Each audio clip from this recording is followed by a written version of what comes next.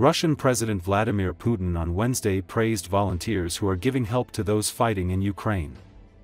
According to Associated Press, speaking as he took part in the International Forum of Civil Participation, held on Wednesday in Moscow, he said their lives are a wonderful example for the entire country, especially for young people who see before them real, genuine, not fairy tale heroes of today, who know what the motherland is and how to defend it. At the event, Putin presented the Volunteer of the Year award to Anna Pluzhnikova, one of forum participants. The Volunteers Forum kicked off ahead of Volunteer Day marked in Russia on December 5. During the meeting with disabled volunteers, Putin participated in the Wish Tree campaign, choosing 3 cards with children's New Year's wishes, which he said he will fulfill.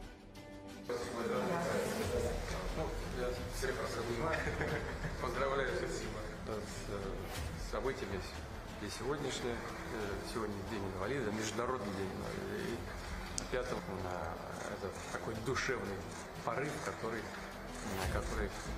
реально этим двум направлениям. Собственно говоря, это родные направления. Так, Варвара Смахтина, 9 лет. Мечтает встретиться с космонавтом из отряда Роскосмоса. Организуем. Конечно. Думаю, что и для космонавтов это будет тоже приятно. Давайте. Ребят, давайте поставим класс. Все. Кто чем может.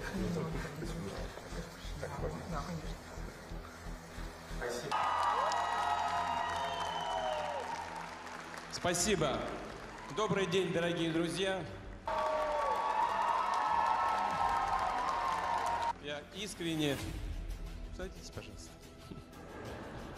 Я искренне от души когда началась специальная военная операция, 630 тысяч человек включилось в работу по поддержке наших ребят, героев СВО и членов их семей. И что особенно важно, это то, что вы включаете в эту работу самих участников СВО.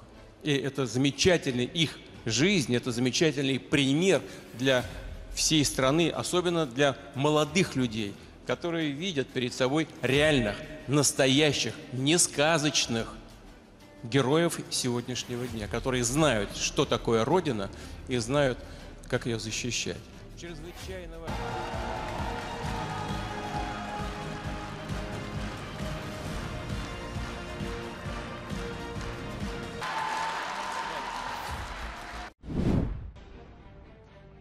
Russia's abuse of national security and public safety laws to silence opposition to the war in Ukraine has reached alarming levels.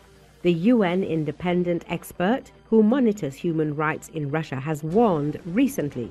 Mariana Katsarova said in a report to the UN General Assembly that over the past 3 years, thousands have been imprisoned on politically motivated charges, including treason, espionage, extremism and terrorism, often on fabricated evidence and in closed trials, with detainees ranging from children to the elderly. However, the latest poll results shocked them because, as it turns out, the Russian population has had enough of the so-called special military operation and wants the war to end now.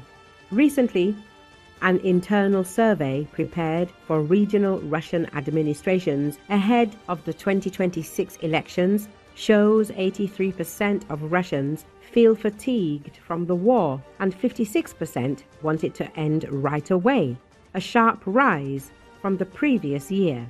Support for continuing hostilities has fallen to around 23%, even as the Kremlin insists publicly that national unity remains strong.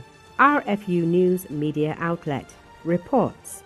It is noted that the gap between state messaging and private sentiment has never been wider, as Putin still expects his forces to capture all of the Donetsk region and has set deadlines by February 2026, while his foreign policy aides continue repeating maximalist demands. Foreign Minister Lavrov claims demilitarization and denazification remain non-negotiable, while spokesperson Peskov says Russia wants the war to end, but only once its original objectives are achieved. The new data is a shock, not because Russians suddenly oppose the war, but because the scale of fatigue is impossible to hide, even from those in power. The direct reasons named for this are that the Russians have endured hundreds of thousands of casualties, rising inflation, collapsing wages, and a permanent war economy that diverts nearly all resources toward the military, RFU News says. Many citizens now feel that the Kremlin has imported the war back into Russia itself, despite continual assurances that everything is under control. For the first time since the invasion, Ukrainians are hitting strategic sites far behind the front lines, and Russians notice. Shockingly, the sentiment is changing even within the military, as communications among dozens of senior Russian officers reveal what many suspected: a growing belief that the war has reached a political and strategic deadlock, maintained only by Putin's personal stubbornness. Some high-ranking officers quietly admit that they would prefer the war to stop, simply to avoid wasting more soldiers' lives. Yet none will directly challenge a system that rewards their obedience and punishes honesty, RFU News says. Several prominent Russian military analysts have also begun to push for the peace settlement because they understood that Russia cannot achieve the objectives it set at the start of the invasion, as the army has lost too many men to sustain the current pace for the several more years needed to conquer the remaining territories.